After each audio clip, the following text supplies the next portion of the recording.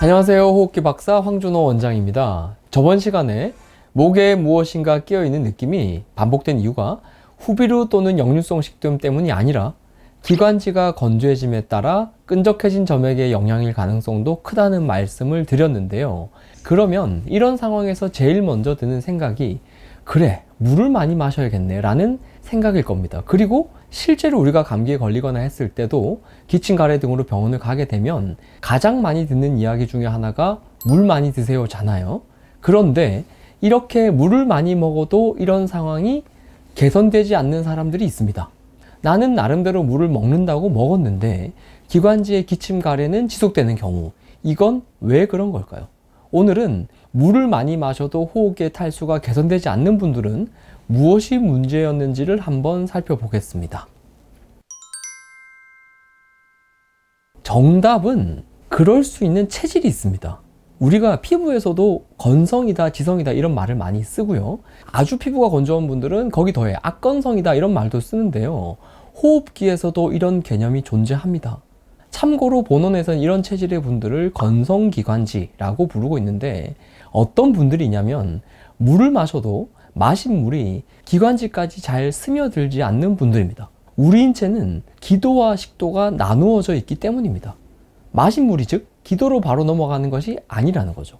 목이 건조하고 바짝바짝 타는 분들은 먹는 물이 가래 끼는 기관지로 바로 넘어와서 적셔주면 좋겠다, 녹여주면 좋겠다 생각이 들 수도 있지만 실제로는 그럴 수가 없어요. 오염된 물 또는 독극물이 기도로 넘어갔다가는 큰일이 나기 때문이죠. 사례도 그럴 때 걸리는 거고요. 우리 인간은 마시는 물이 기도가 아니라 식도로 넘어갑니다. 그래야 안전합니다. 그런 다음에 위로 들어간 물은 위를 거쳐 소장, 대장으로 가는데 위에서 물은 흡수가 되지 않고요. 소장에서 80%, 대장에서 20% 그렇게 흡수가 된 다음에 간을 거쳐 심장의 혈관으로 이동해서 전신으로 퍼져 나가게 되는 겁니다. 퍼져나간 시간을 조금 더 자세하게 설명을 드리면 섭취한 물은 30초 정도 지나면 혈액으로 가고요.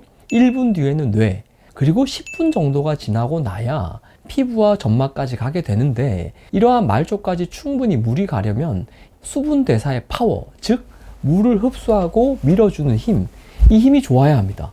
그래야 점막이 촉촉해지는 거죠. 근데 만약에 이런 수분 대사의 힘이 약하면 어떻게 될까요?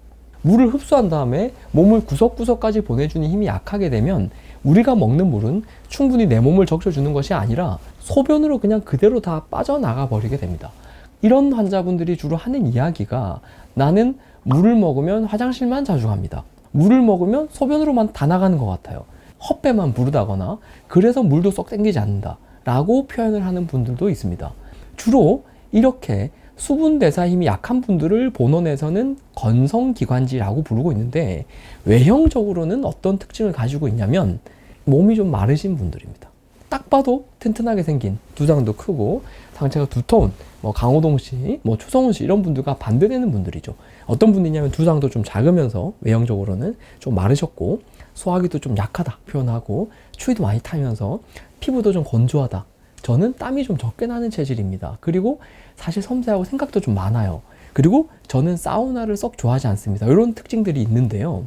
건성기관지 체질, 이런 체형의 분들이 호흡기가 약해지기 쉽고 건조해지기 쉬운 배경을 한번 이유를 설명을 드리겠습니다.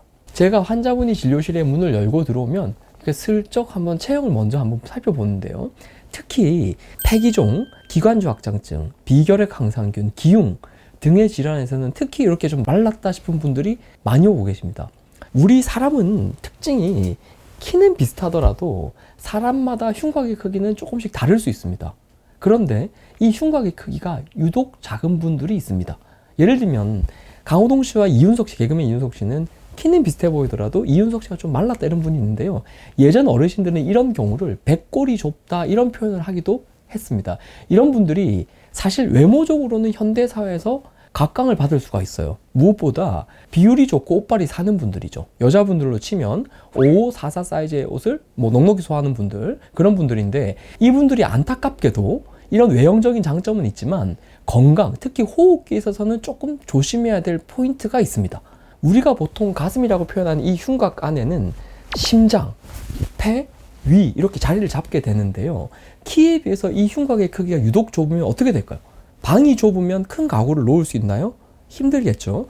비슷한 상황이 펼쳐집니다. 몸 전체 사이즈에 비하면 이런 분들은 장기가 자리 잡을 수 있는 힘이 공간이 좁고, 그러다 보니까 키에 비해서는 작은 장기가 들어가면서 힘이 조금 딸리게 됩니다. 자동차로 치면 차체는 그랜저만큼 큰데 엔진은 아반떼처럼 좀 작은 경우죠. 이렇게 흉곽이 작다 보면 심장, 폐, 위가 몸 전체 사이즈를 감당하기엔 조금 약해지는데, 심장에 짜는 힘이 약하면 혈액이 돌아야 되는 동선이 길면 손발은 차게 될 거고요. 추위에 민감해지겠죠. 그리고 폐는 풍선과 같은 형태인데 흉곽이 좁으면 폐 활량이 제한되게 됩니다. 그리고 기관지의 내경도 폭이 넓은 기관지가 아니라 세장형이라고 가늘고 좁게 됩니다. 위 또한 원래는 늘어난 공간이 충분해야만 충분히 이제 수축과 이완을 반복하면서 소화력이 왕성하게 발휘되고, 그래야만 뭐 난 한 번에 피자 한 판을 먹을 수 있다, 통닭 한 마리 다 먹을 수 있다, 이런 말이 나오는데, 공간이 좁은 분들은 위가 늘어날 용적이 적고 위의 운동성이 약하기 때문에 이렇게 되기가 힘들어집니다. 그렇게 되면 흡수도 덜 되고 살이 잘 안 찌는 분들이 많아지는 것이죠. 이런 흉곽의 크기는 골격, 뼈의 성장이 완료가 되고 나면 사실 다시 판을 짜기는 힘듭니다. 이런 체질을 가진 분들이 젊었을 때 운동으로 이런 체질적 단점을 보완해 두면 괜찮지만, 나이가 들거나 몸이 약해지면 체질적 특성이 드러나게 됩니다. 이런 분들이 몸이 약해지면 그러면 어떤 특성이 드러날까요? 정답은 남들에 비해서 몸이 빨리 차고 건조해지는 변화가 옵니다. 우리는 인간은 진화하면서 털, 모피가 없어졌잖아요. 그렇기 때문에 피부의 두께, 이 두께 피부가 기본적으로는 보온을 담당하게 됩니다. 그런데 이 피부가 얇아졌다는 것은 보온력이 떨어졌다는 거죠. 그리고 이런 보온력이 떨어졌다는 것을 우리가 몸으로 확인할 수 있는 중요한 포인트 하나가 땀입니다. 우리 인체에서 땀이 하는 역할은 체온 조절부터 노폐물의 배출 등등 많은데, 저는 아주 간단히 말하면 이 땀은 몸이 덮여졌다는 뜻인 동시에 수분이 흘러가는 길이라고 표현을 합니다. 즉, 막 뛰고 운동을 하면서 앞가슴과 등에 헬스장에서 주는 옷이 저 정도 땀이 난다면, 그 다음에 그 마시는 물들은 바로 여기로 다시 흘러가게 됩니다. 물이 여기로 빠졌으니까 여기로 들어오겠죠. 그죠? 액션도. 그런데 폐가 어디 있죠? 여기 흉곽 안에 있어요. 땀이 잘 나는 분들은 폐가 위치한 이 동네로 물이 잘 흘러 들어가는 거예요. 그러면 폐도 동시에 촉촉하게 적셔지고 가래가 녹여집니다. 그런데 원장님, 저는 운동을 해도 또는 목욕을 해도 땀이 잘 나지 않습니다. 이런 분들은 쉽게 말하면 물이 피부 끝까지 가지를 못한다는 거예요. 그러면 동시에 몸도 식어가고 있다는 뜻이기도 합니다.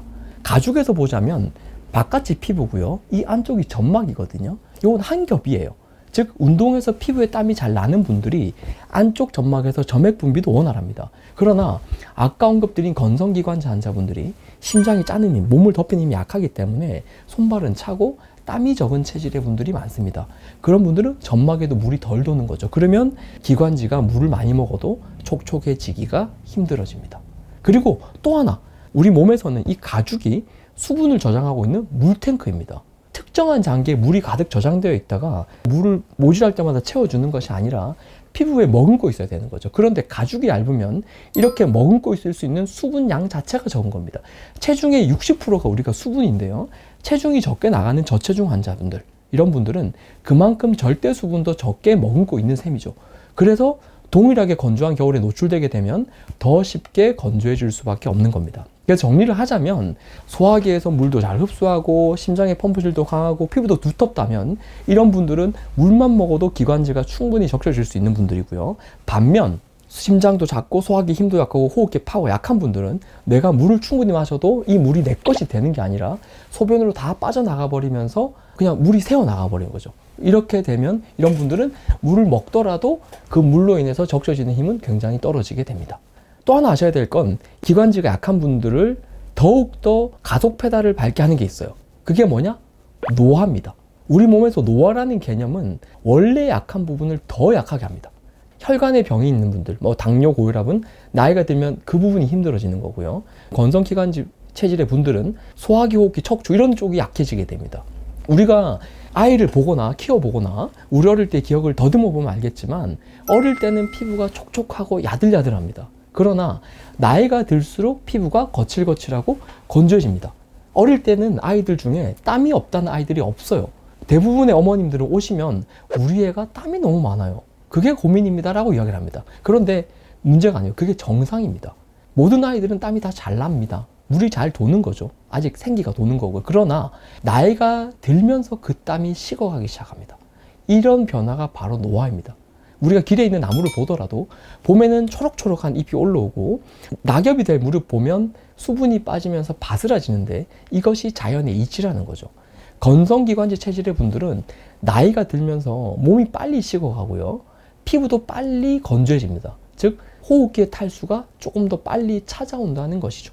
이런 이유들로 저는 호흡기를 치료할 때 먼저 환자분들이 이런 건성기관지 성향을 가지고 있는지 아닌지, 그리고 나이는 어떻게 되는지부터 먼저 살펴보고 있습니다. 동일하게 말을 하는 직업을 가지더라도 건성기관지 성향의 분들은 더 빨리 입이 마를 거고요. 동일한 건조한 대기 조건에 노출이 되었을 때도 호흡기 트러블이 이분들은 먼저 생기게 됩니다. 그리고 이분들이 나이가 들면 그 경향은 더욱더 심해집니다. 이런 분들은 병을 치료할 때도, 호흡기 병을 치료할 때도 이런 특성이 고려되어야 합니다. 그 설명을 조금 드리면, 이런 체질의 분들은 성적으로 치면 빨리 성적이 오르지 않는 학생일 수 있다. 제가 이런 말을 드리는데요.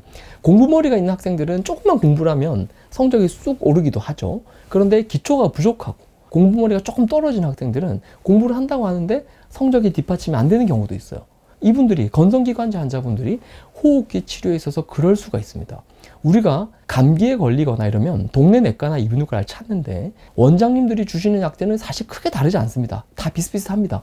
그런데 어떤 사람은 금방 낫고 문제가 마무리가 되는데 어떤 사람은 잘 낫지 않아요. 그분들이 이제 무슨 이야기를 하기 시작하냐면 나는 왜 이렇게 감기 뒤끝이 오래 가지?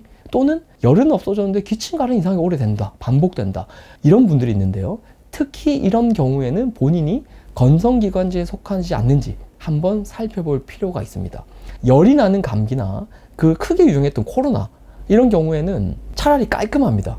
열이 났기 때문에 이런 이제 외부 바이러스가 들어왔다고 생각을 할 수가 있는데요.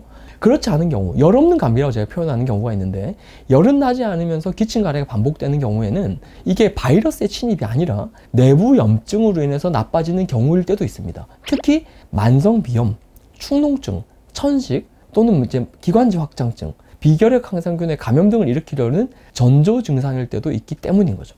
그래서 여기에 해당되는 분들의 경우에는 수분 대사가 떨어지는 차고 건조한 체질에 대한 적극적인 보완 치료와 노력이 필요하고요. 그리고 때로는 환경적인 인자도 철저히 통제를 해서 호흡기에 유리한 환경을 조성해 나가야 합니다.